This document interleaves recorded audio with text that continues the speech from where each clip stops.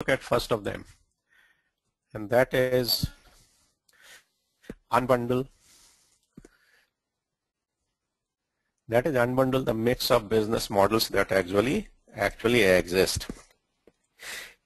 If you actually analyze any business, there are three fundamentally different types of businesses that exist in the market. One is a customer relationship business, second is a product innovation business, and third is an infrastructure business. Okay, any business can be actually broken into these three kinds of businesses within the overall organization. Now, each of these type of activities or businesses has a very different economic, competitive, and cultural imperative. They may coexist in a business, in a single company, but ideally, if you unbundle them into separate entities, you can avoid conflicts and undesirable trade-offs. And I want to illustrate that with an example. This is an example. This is a business model for a telco. Telco as in a mobile phone, mobile communication operator. Okay. Now, if you look at it, their customer segments are installed customer base. Their relationships are of they acquire customers and they want to retain customer. If you look at, they acquire customers through retail channels. Their value prop here is to provide voice, data, and content. Their key partners back here are telecom equipment suppliers. Their key activities are up here: network maintenance, service provisioning, marketing, and their key assets are network, brand, and customer base. How do they make money?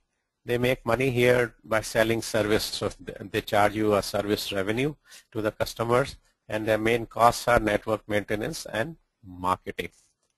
Now, this is actually an example where you will find the three kinds of business model.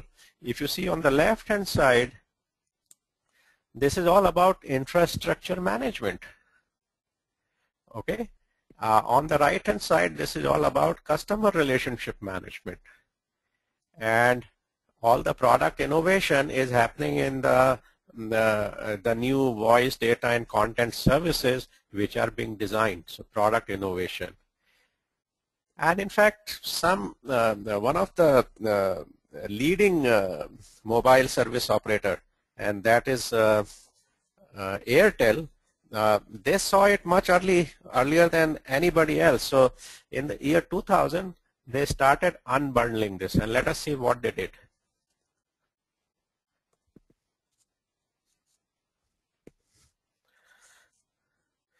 So look at it, what they have done here. They have unbundled the infrastructure part. What they did is they outsourced the network operation to Ericsson and Nokia Siemens networks, and they outsourced the IT infrastructure to IBM, whole lot, with the people and the operations and the hardware and the software and all the equipment and network. Okay, and that having hived this off, all of this stuff here, to those suppliers, they were free to actually focus on their core competency, which was building customer relationship.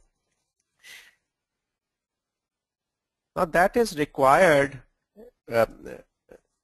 from the point of view that you should be doing what you are best at doing.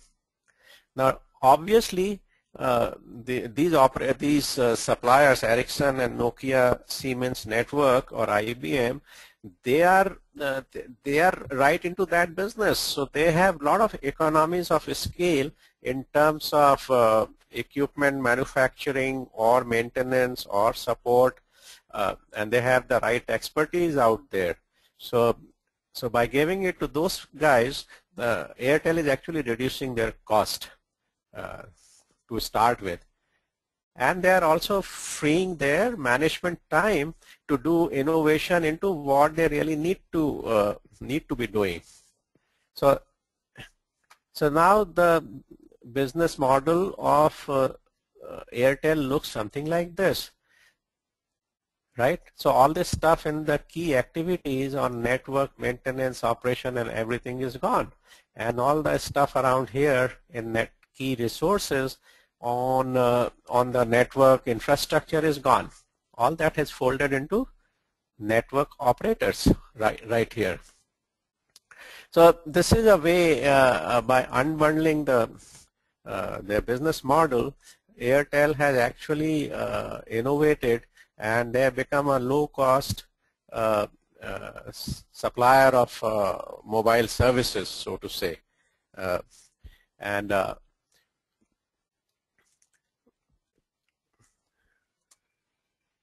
Yeah, so let me just switch to the next slide before I can go ahead. So this is how similarly, Airtel does not develop their own content, right? Now, content development is a little more creative process, which unlike Airtel, customer acquisition or customer relationship building, which requires very different kind of talent. So here the content development is also with other vendors, so to say, and they do a better job of doing innovation in content development because it requires very different skill sets and very different set of resources. So telcos work with multiple third-party content vendors who assure a constant supply of new technologies, new services, and media content such as mapping, games, video, music, and things like that. So the key point here is that look at your own business model, how you are going to make money, identify what are your core competencies, and where you are not adding much value, and farm that out to best of breed suppliers and vendors, and that will give you a lot more freedom to really innovate in the area of your core competence. Let's look at another kind of business model now. It's called long tail business model. Now, long tail is a concept of understanding how online and offline come together. Internet is changing our behavior with respect to both selling and also shopping and buying. This idea was developed by a guy called Chris Anderson, who actually wrote a book on this entire concept. So I'm going to give you a few key ideas from his book. So let's start by looking at this picture here. And in this picture, there is a head and there is a long tail. So on the horizontal axis, let us say we are putting products, and on the vertical axis we are putting product popularity. So how does this work? Okay, so product could be anything. I mean, a company may be selling diapers, so they're selling 20 kinds of diapers. So there are 20 kinds of diapers listed on the product 1, 2, 3, 4, 5, 6. Or it could be even something like a downloadable product from internet. Or it could be something as simple as the number of people who follow somebody on Twitter, right? So it could be anything here.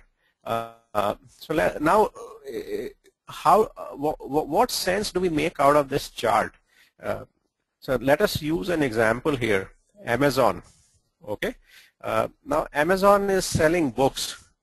Now, if you go to their website, you could possibly they have possibly 5 million books available for sale. I don't know the exact number, but it's a huge number of the 5 million variety. Okay.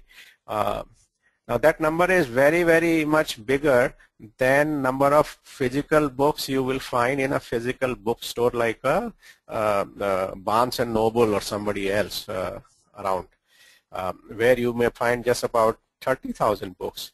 So they are carrying 5 million books. How does it make them do it as compared to any retail bookstore? That's a big question. Okay, that question aside, now let us imagine that in Amazon the top selling book is, say, Harry Potter and the Sorcerer's Stone. Okay, people seem to like Harry Potter, so let's imagine that's the top book, and way down, so that book is very popular, so it is in the head of this particular graphics. And now suppose there is another book who's say a book called Gardening in Hyderabad. So I'm sitting in Hyderabad, so I'm just giving that example, and that book's rank is, say, 3.9 million. Okay, very obscure book. Nobody really asks for it. Once in a blue moon somebody asks for it. So it is lying somewhere down right into the tail, in the yellow portion, somewhere there. So the idea of long tail is that products that are way out of the orange area, red area to the right, are so unpopular or so niche or so slow to turn over that it just wouldn't make sense for you and I to have a physical bookstore to sell them.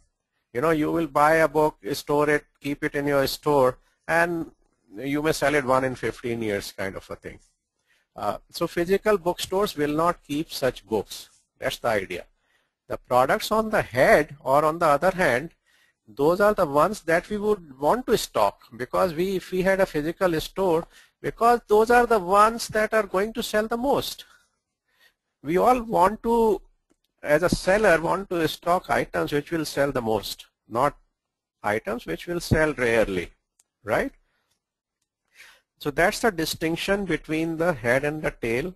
And the key idea of the long tail is that internet makes it possible for us to have access to all those products in the tail.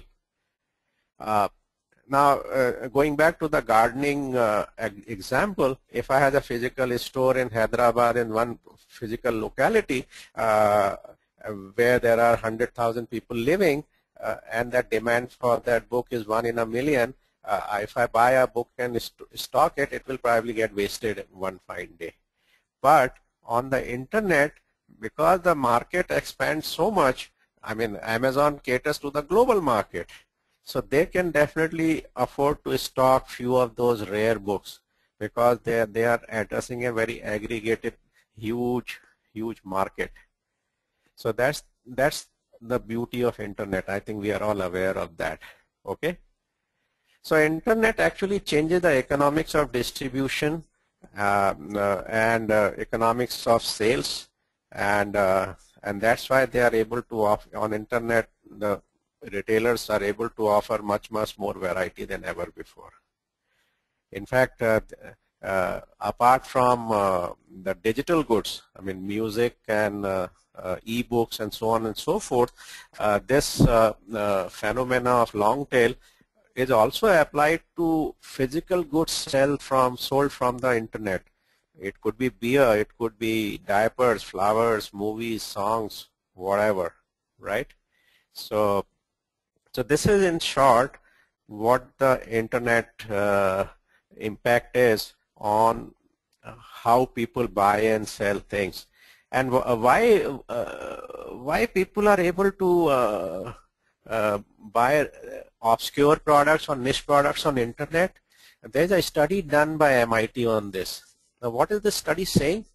What they said is that they were studying a large retail company, and they said they studied their sales data, and they found that the company was selling through 2 different channels. They were selling through internet, and they were also selling through a catalog. Okay, both the channels offered exactly identical products at the same price.